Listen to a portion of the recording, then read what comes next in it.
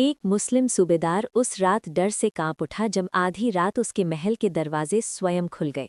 सामने दो दिव्य योद्धा खड़े थे, तेज से दमकते, धनुष और खड्ग से सुसज्जित। उन्होंने बिना क्रोध पर अत्यंत गंभीर स्वर में कहा, ये धन हमारे सेवक की अमानत है। इतना कहकर उन्होंने सूबेदार के सामने 5 लाख स्वर्ण मुद्राएं रख दी और अदृश्य हो गए। ये कथा है 17वीं सदी के भक्त रंगदास की, जो कावेरी तट के पास एक छोटे परगने में लेखा अधिकारी थे। रंगदास राम भक्ति में इतने लीन रहते कि उनका घर ही राम नाम से गूंजता था। एक दिन गांव के लोगों ने बताया कि नदी किनारे झाड़ियों में राम सीता की प्राचीन मूर्तियां पड़ी हैं, जो बरसात और धूप से क्षतिग्रस्त हो रही हैं। जब रंगदास वहां पहुंचे तो उनकी आंखें भर आईं। बिना किसी भय के उन्होंने निश्चय कर लिया, सरकारी धन वापस हो जाएगा, पर प्रभु की सेवा अभी होनी चाहिए।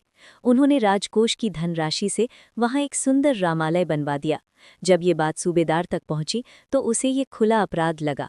रंगदास को बंदी बनाकर पत्थर की कालकोठरी में डाल दिया गया।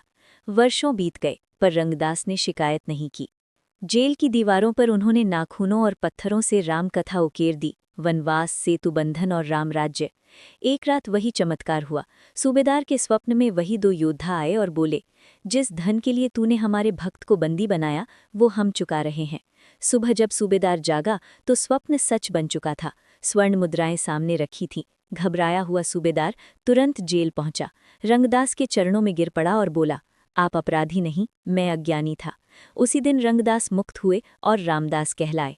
आज वो स्थान एक प्रसिद्ध राम मंदिर है, जहां लोग कहते हैं, यहाँ प्रभु स्वयं अपने भक्तों का मान रखते हैं। यदि आपको ये कथा स्पर्श करे तो जय श्री राम अवश्य लिखें।